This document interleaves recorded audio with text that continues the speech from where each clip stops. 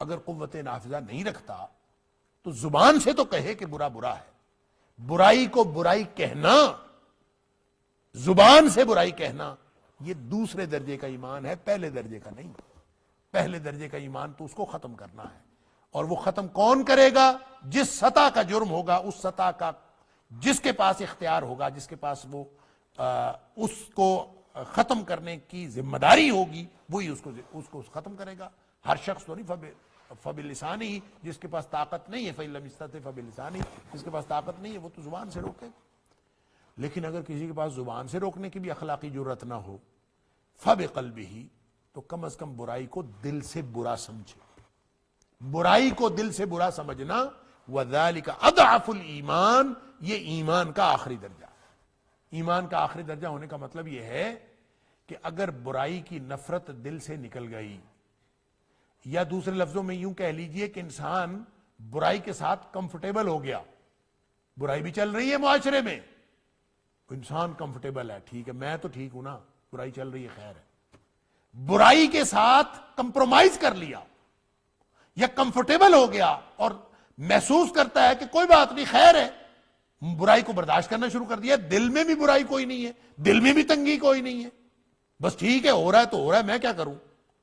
تو فرمایا ایمان رخصت ہو گیا، پھر ایمان کوئی نہیں ہے دل میں۔ اس وقت تک ایمان باقی ہے جب منکر کے ساتھ آپ کی جو عداوت ہے، منکر کے ساتھ جو دشمنی ہے، منکر کے ساتھ جو آپ کی کھے بکھے ہے، وہ جاری رہے، تو اس کا مطلب ایمان ہے۔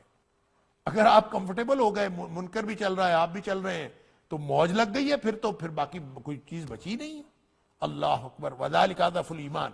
اور اسی بات کو دوسری حدیث میں جو مسلم شریف کے اندر ہے، نبی اکرم صلی اللہ علیہ وسلم نے یوں فرمایا کہ جو زبان سے اور دل سے بھی نہیں کسی کے خلاف لڑتا اٹھتا اور دل سے بھی کشمکش ختم کر دیتا ہے، وہاں جہاد کے الفاظ، من جاہدہم بیدہ فہو مومن، جو ہاتھ سے لڑتا ہے وہ مومن ہے، ومن جاہدہم بلسانہ فہو مومن، اور جو زبان سے لگا ہوا ہے وہ بھی مومن ہے، ومن جاہدہم بقلبہ فہو مومن، اور جو دل سے اس کھے بکھے میں، اس کشمکش میں، اس جد و جہد میں، اس سٹرگل میں وہ لگا ہوا ہے، وہ بھی مومن ہے۔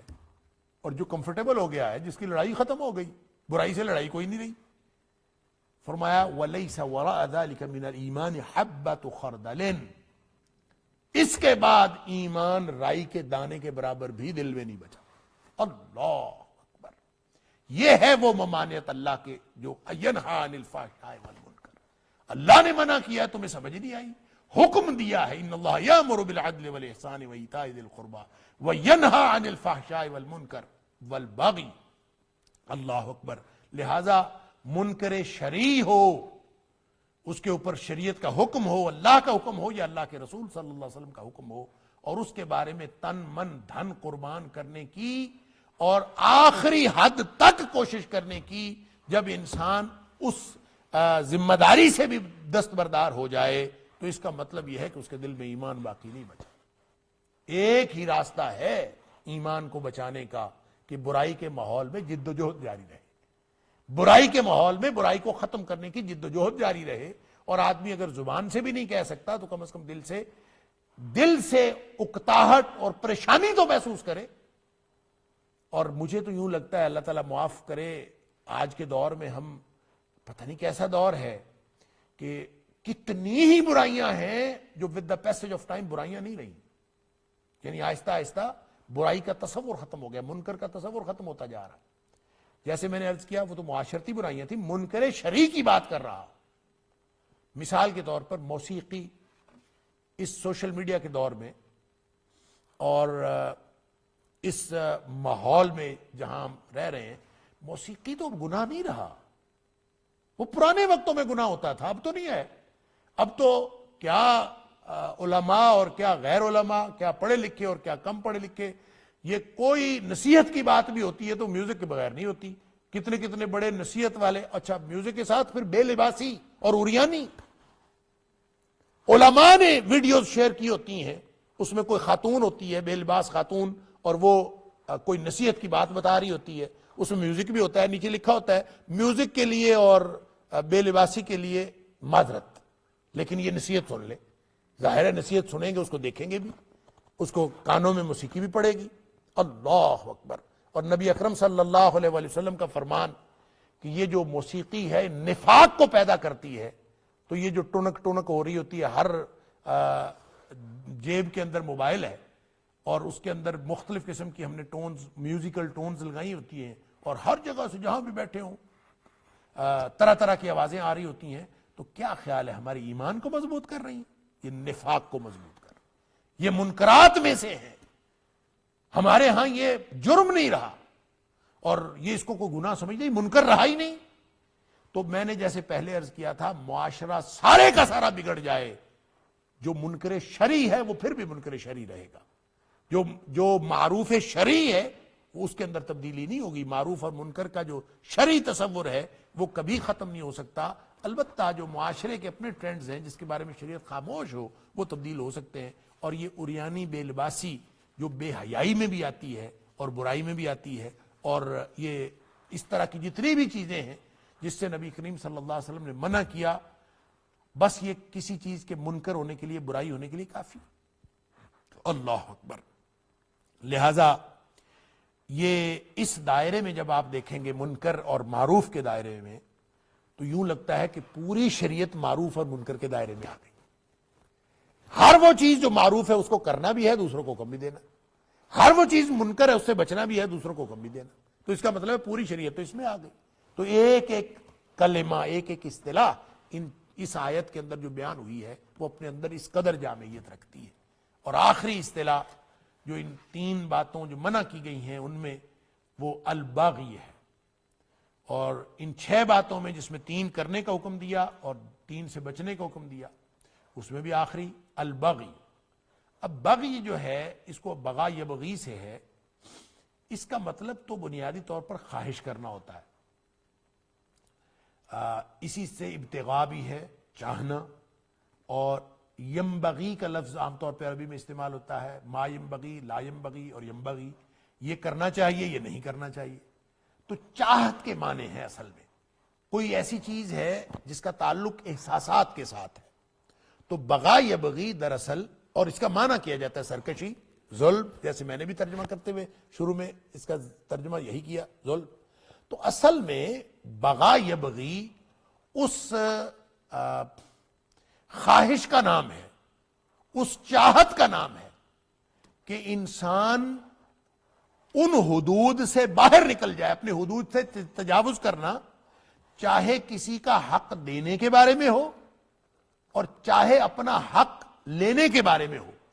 جب انسان اپنا حق لینے کے لیے جائز حدود سے آگے بڑھ جاتا ہے، یا کسی کا حق دینے کے لیے جائز حدود سے، یا جو حق اس کا ہے اس سے نیچے رہ جاتا ہے اور اس کو پورا نہیں دیتا، تو وہ حد سے ادھر بڑھے یا ادھر بڑھے، اس بڑھنے کی جو خواہش ہے، اس خواہش کا نام بغی ہے۔ چاہے تو یعنی اس کو حد سے بڑھنے کا موقع ملے چاہے نہ ملے، جو دل میں یہ تمنا رکھتا ہے کہ میں بڑھ جاؤں، اس کو بغی کہتے ہیں۔ لہذا کوئی شخص اگر اللہ کی لگائی ہوئی حدود سے آگے بڑھتا ہے تو گویا وہ اللہ کے خلاف بغی کرتا ہے، اس کو بغاوت کہہ لیجئے، ہم اردو میں بھی مستعمل ہے بغاوت، گویا اس نے اللہ سے بغاوت کر دی۔ جو اس نے اللہ سے بغاوت کی تو گویا جو کفر اور شرک ہے، جب بغی اللہ کے حقوق کے مقابلے میں ہوتا ہے تو اس کا اظہار کفر اور شرک کے حالت میں ہوتا ہے۔ اور جب کوئی البغی کا ارتکاب انسانوں کے حقوق کے حوالے سے کرتا ہے، ظاہر ہے ایک فرد ہے، ایک طرف مالک خالق ہے اور دوسری طرف مخلوق ہے، دونوں طرف اس کا اظہار ہو سکتا ہے، اور اب اللہ کی طرف اظہار ہو تو وہ کفر اور شرک ہو جاتا ہے البغی، اور اگر مخلوق خدا کی طرف ہو تو اسی کو ظلم اور عدوان کہتے ہیں۔ اگر انسان لوگوں کے حقوق کے بارے میں حد سے بڑھنا شروع کر دے، چاہے وہ دینے کے بارے میں ہو لوگوں کے حقوق، چاہے لینے کے بارے میں ہو، جیسے اللہ تعالیٰ نے فرمایا وَيْلٌ لِّلْمُطَفِّفِينَ الَّذِينَ إِذَا اكْتَالُوا عَلَى النَّاسِ يَسْتَوْفُونَ وَإِذَا كَالُوهُمْ أَوْ وَزَنُوهُمْ يُخْسِرُونَ، دیتے وقت کم کر دیتے ہیں، لیتے وقت پورا لیتے ہیں۔ اپنا حق پورا لینا ہے، یعنی لینے کے پیمانے اور ہیں، دینے کے پیمانے اور ہیں۔ اور یہ ان کو قرآن نے مطففین کہا ہے، اور یہ صرف مادی چیزیں دینے اور لینے کی بات، اس میں بے شمار مثالیں آ سکتی ہیں، آپ اپنے ماحول اور معاشرے میں دیکھ سکتے ہیں، لیکن البغی بنیادی طور پر اس سرکشی، اس ظلم، اس بغاوت کا نام ہے جو انسان خواہش رکھتا ہے، یعنی عملی طور پر ہو چاہے نہ ہو، بعض اوقات عملی طور پر ہو جاتا ہے، بعض اوقات عملی طور پر نہیں ہوتا، صرف انسان کی چاہت ہوتی ہے، تو وہ جو چاہت ہے نا اللہ اور اس کے رسول صلی اللہ علیہ وسلم کی حدود سے باہر نکلنے کی، اس چاہت سے بھی منع کیا گیا ہے۔ جب نکل جائے گا تو کبھی وہ فحشا ہوگا، کبھی وہ منکر ہوگا، اور جب اس کے دل میں خواہش ہوگی تو نکلا ہے چاہے نہیں نکلا، تو یہ ظلم بھی ہے، یہ سرکشی بھی ہے، یہ بغاوت بھی ہے، چاہے وہ لوگوں کے حقوق کے بارے میں ہو، چاہے وہ اللہ کے حقوق کے بارے میں ہو۔ لہذا حد سے بڑھنے کی جو خواہش ہے، چاہے وہ حق سے زیادہ حاصل کرنے کے لیے ہو، چاہے حد سے کم رہنے کے لیے ہو، چاہے لوگوں کا حق حد سے کم دینے کے بارے میں ہو، جب بھی حد کو کراس کرنے کی خواہش رکھے گا تو یہ بغی ہے۔ اللہ اس سے بھی منع کرتا ہے کہ ایسی بھی کسی بھی چیز سے بچنا ہے۔ اب جو میں نے عرض کیا تھا کہ جو عام طور پہ علماء کہتے ہیں کہ جو فحشا ہے، اس کا محرک جو ہوتا ہے نا، وہ انسان کی قوت شہویہ ہے۔ فحشا کا محرک قوت شہویہ ہے، اور قوت شہویہ کے نتیجے میں جو انسان عمل کرتا ہے، لازمی نہیں ہے کہ اس کا اثر دوسروں پر بھی ہو۔ یعنی انسان قوت شہویہ کے بارے میں یا قوت شہویہ کی بنیاد پر جب وہ حدود سے باہر نکلتا ہے تو لازمی نہیں ہے کہ اس کا وہ حدود سے باہر نکلنا دوسروں کو بھی متاثر کر رہا ہو، پھر بھی اللہ منع کر رہا ہے۔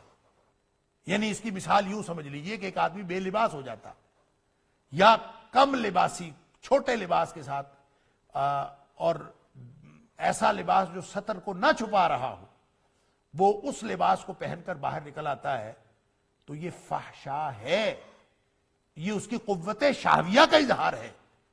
لیکن اس سے کوئی دوسرا متاثر ہو یہ کوئی ضروری نہیں ہے۔ جیسے میرا جسم میری مرضی والے یہی تو کہتے ہیں کہ ہم لباس تھوڑا پہنے زیادہ پہنے، آپ کو کیا تکلیف؟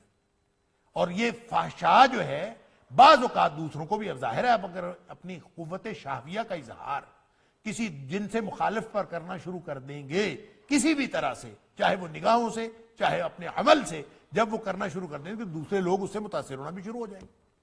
حتیٰ کہ وہی عمل جس کو آپ اپنا انفرادی عمل کہہ رہے ہیں، اس پر بھی جب لوگوں کی نگاہیں پڑیں گی تو وہ لوگوں کو بھی متاثر کرے گا۔ تو بعض اوقات وہ متاثر کرتا ہے، بعض اوقات نہیں کرتا، کیونکہ اس کا محرک قوت شہویہ ہے، لہذا اس کی حدود بھی مختلف ہیں۔ لیکن جو اہل علم کا خیال یہ ہے کہ جو منکر ہے، یہ اس کا ارتکاب جس محرک قوت کی وجہ سے ہوتا ہے وہ قوت غضبیہ۔ انسان کے اندر ایک جوش اور انسان کے اندر ایک ایسی قوت اللہ نے رکھی ہے جس کو اہل علم قوت غضبیہ کہتے ہیں۔ تو قوت غضبیہ کا تو اظہار ہمیشہ دوسرے پر ہوتا ہے، یہ متعدی قسم کی چیز ہے، تو اس کا اظہار ہمیشہ دوسرے پر ہوتا ہے، لہذا منکر ہے ہی وہ جس سے دوسرے لوگ اور پورا معاشرہ متاثر ہوتا ہے۔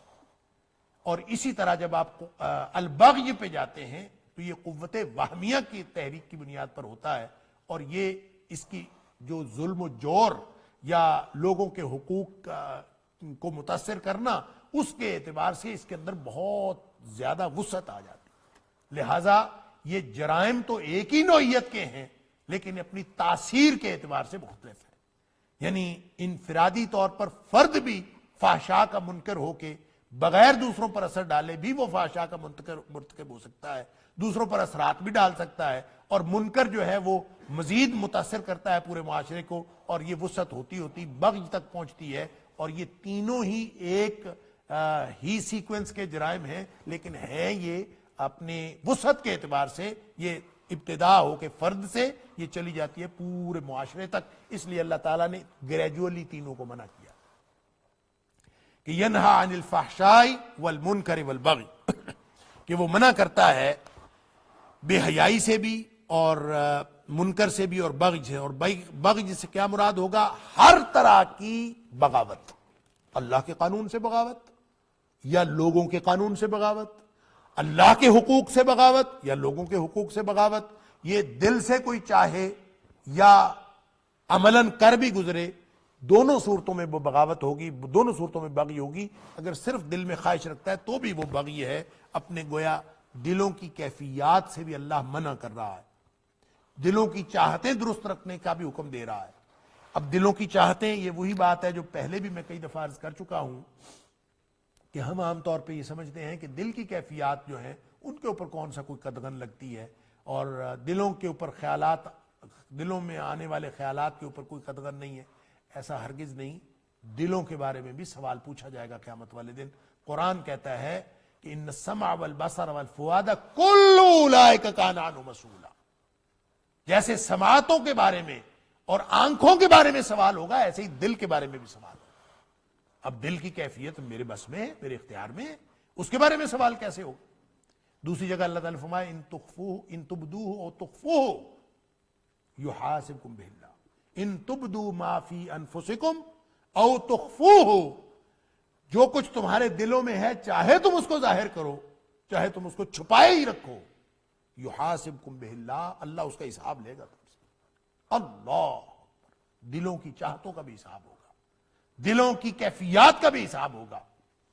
لہذا وہ جو حدیث ہے کہ نبی اکرم صلی اللہ علیہ وسلم نے فرمایا کہ دل میں آنے والا خیال جو ہے اس کے اوپر پکڑ نہیں ہوگی جب تک انسان اس کو زبان پر نہ لائے یا اس پر عمل نہ کرے، تو اس کا مطلب وہ غیر ارادی خیالات ہیں جو قدرتی طور پر اور غیر ارادی طور پر انسان کے دل میں آتے ہیں اور انسان اس کو جھٹک دیتا ہے، بس اس کو وہ غیر ارادی طور پر آتے رہتے ہیں، انسان نہ زبان پر لاتا ہے نہ اس پر عمل کرتا ہے، تو وہ معاف ہیں۔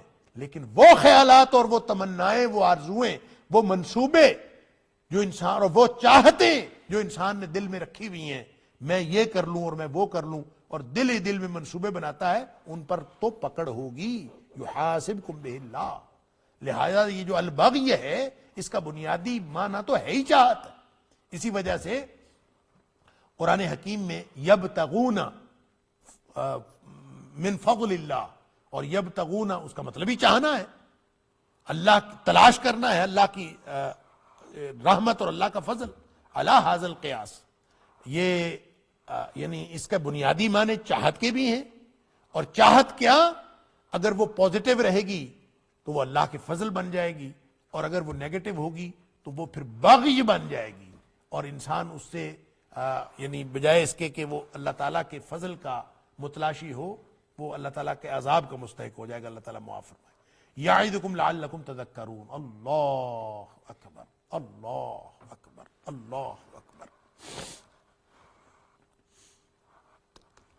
یہ جو یعظکم ہے نا، وعد یعظ، اس کا ہم ترجمہ کرتے ہیں نصیحت کرنا، اور یہ نصیحت اصل میں ایسی ہوتی ہے، واعظ وہ نصیحت ہے، کیونکہ نصیحت بھی عربی زبان کا لفظ ہے۔ نصیحت وہ ہوتی ہے جس کے اندر مخاطب کی خیرخواہی مقصود ہوتی ہے، اور شروع میں فرمایا ان اللہ یأمر، اللہ حکم دیتا ہے، اور یہاں اسی آیت کے آخر پہ یعنی تینوں 6 باتیں بتا کے پھر فرمایا یعظکم، یعنی 3 باتوں کا حکم دیا اللہ نے، 3 باتوں سے منع کیا، یأمر، ینہا اور یعظ۔ ان تینوں الفاظ کو آپ ایک سیکوینس میں رکھ کے دیکھیے تو ایک ایسا حسن ہے اس حکم کے اندر، سبحان اللہ۔ اور اللہ کریم کی جو مہربانی ہے اور جو اللہ کا کرم ہے انسانیت کے اوپر اور مخلوقات کے اوپر، اس کو واضح کرتا ہے کہ جو امر ہوتا ہے نا، امر وہ قانونی حکم ہوتا ہے، اور جو قانونی حکم ہوتا ہے وہ لازمی نہیں ہے کہ مخاطب کے لیے فائدہ مند بھی ہو۔ مخاطب کے لیے یعنی جس کے اوپر حکم لگایا جا رہا ہے وہ اس کے لیے فائدہ مند بھی ہو، ضروری نہیں ہے۔ اب مثال کے طور پر قصاص ایک حکم ہے، اللہ کا امر ہے، تو قصاص جس پر لاگو ہوگا اب اس کے فل یہ فائدہ مند تھوڑی ہے، یعنی وہ تو مر جائے گا نا، اس کی تو جان، اس کو نقصان ہوگا۔ علی ھذا القیاس، جب قانون امپلیمنٹ ہوتا ہے تو وہ لازمی نہیں ہے کہ ہر ایک کے لیے فائدہ مند ہو، وہ کسی کے لیے فائدہ مند ہوتا ہے، کسی کے لیے نقصان دہ ہوتا ہے، اوورآل اس کا بہرحال فائدہ ہوتا ہے، ان دا لانگ رن فائدہ ہوتا ہی ہوتا ہے۔ اور دنیا کے قوانین کے بارے میں یہ کہا جاتا ہے کہ قانون اندھا ہوتا ہے، اسی لیے کہا جاتا ہے کہ اس لیے کہ قانون یہ نہیں دیکھتا کہ کون جو اس کے رگڑے میں آ رہا ہے اس کو فائدہ ہو رہا ہے یا اس کو نقصان ہو رہا ہے، قانون تو بس قانون ہوتا ہے، وہ امپلیمنٹ ہو جاتا ہے۔ اللہ، کسی کو نقصان دیتا ہے، کسی کو فائدہ دیتا ہے۔ اللہ کا قانون اندھا نہیں ہے، یہ اللہ کا قانون ہے۔ ان اللہ یامر وینہا یعظکم، اللہ کا امر بھی، اللہ کی نہیں بھی، اللہ کا حکم جس کو کرنے کا حکم دیا ہے اور جس سے منع کیا ہے، وہ سارے کا سارا واعظ پر مشتمل ہے۔ اور واعظ کیا ہوتی ہے؟ وہ نصیحت ہوتی ہے۔ نصیحت کیا ہوتی ہے؟ جس کے اندر مخاطب کی خیر خواہی مقصود ہوتی ہے۔ لہذا اللہ کا ایک بھی حکم نہیں ہے جو اندھا ہو، اللہ کا ایک بھی حکم ایسا نہیں ہے جو مخاطب کی یا مخلوق کی خیر اور بھلائی کے لیے نہ ہو۔ یہ ممکن ہی نہیں ہے۔ اللہ کا ہر حکم مخلوق کی بھلائی کے لیے۔ اس میں نصیحت اور واعظ میں صرف اتنا فرق ہے کہ نصیحت تو مطلقاً خیر خواہی ہوتی ہے، اور واعظ وہ نصیحت ہے، وہ خیر خواہی ہے جس میں نتائج سے آگاہ کر کے خبردار کیا جائے۔ یعنی اگر عمل اچھا ہے تو اس کے انعامات بتائے جائیں، اور اگر عمل برا ہے تو اس کے گناہ اور اس کی جو عقوبت اور اس کی سزا ہے وہ بتائی جائے، اور نتائج سے آگاہ کر کے خبردار کر کے ایک طرح کی دل میں نرمی پیدا کی جائے۔ اس لیے کہتے ہیں کہ جو واعظ ہوتا ہے وہ دراصل لوگوں کے دلوں کو نرم کرنے کے لیے ہوتا ہے، اور دلوں کو نرم کرنے کا مطلب کیا ہے؟